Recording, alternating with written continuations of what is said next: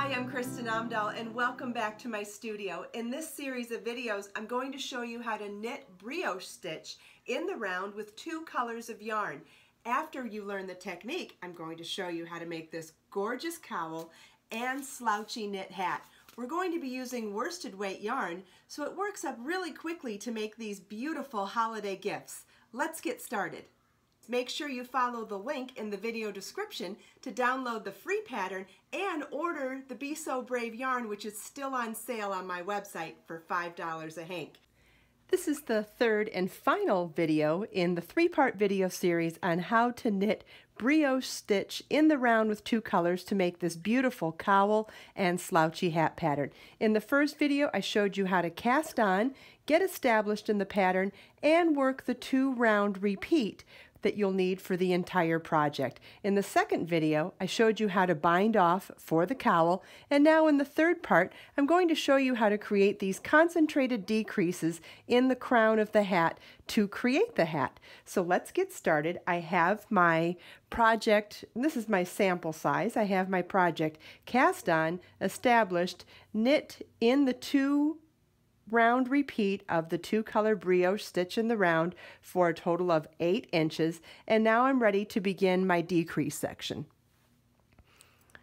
And so the first row of the decrease section, and I prefer to do the crown in the color that presents itself most prominently in the stripes.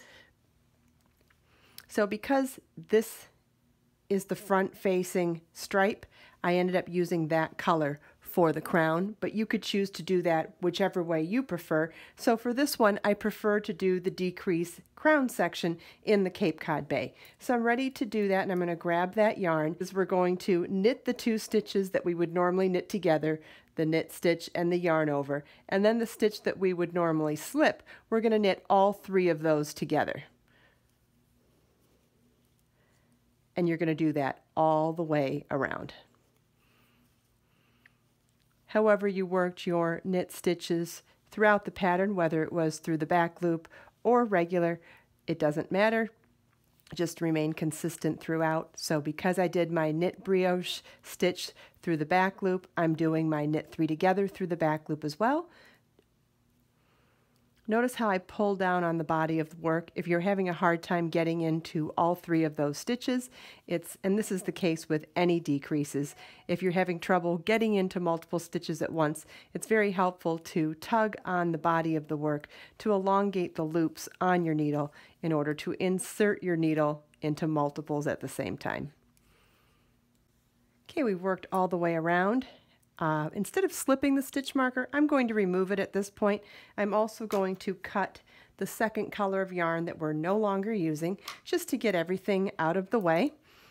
We now have 30 stitches on our needle, and the next round in the crown is to knit 2 together around.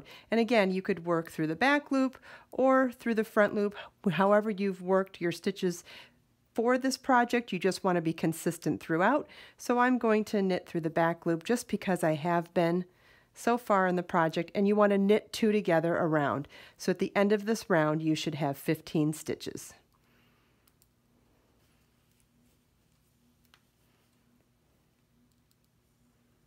Okay, as you can see, it's getting a lot harder to knit in the round because we've decreased our stitches by so much. And this will all work itself out at the end of the next round. So this is basically a way to create a decreasing crown without having to switch to double pointed needles, which can get very daunting for a beginner. So I'm showing you an alternative, but it also has its pluses and minuses, right? So what we've got now is our stitches really spread apart, and as we do our last round for decreasing the crown, we're going to knit 2 together in every stitch around again. But now that we have 15 stitches, that's not going to work out evenly. So we're going to knit 2 together times 7 and then knit the last stitch for a total of 8 stitches. And as we're doing this, our stitches are not going to stay evenly placed around. So what I'm suggesting is that you can start cinching it like this to just get around. And at the end of this round, you'll see why that doesn't matter anymore. So we'll knit 2 together times 7.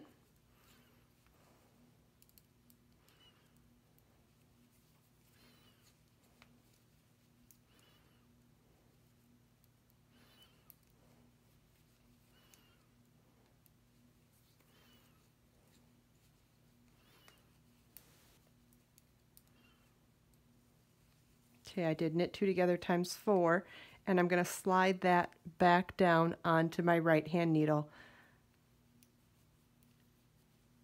so that I can make my way around here again.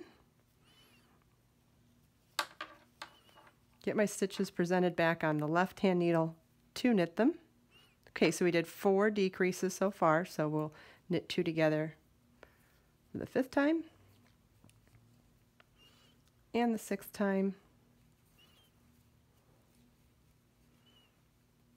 and the 7th time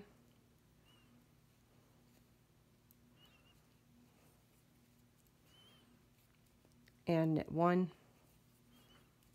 Okay, so now we're going to slide all those stitches to the middle of the needle. Isn't that great? It's already starting to sit up like a hat.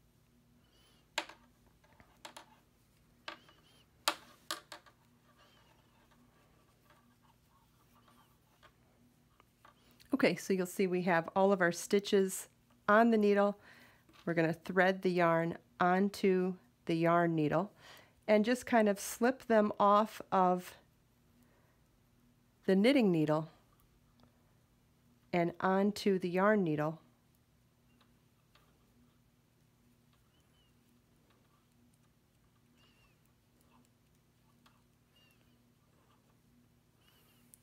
And pull it through.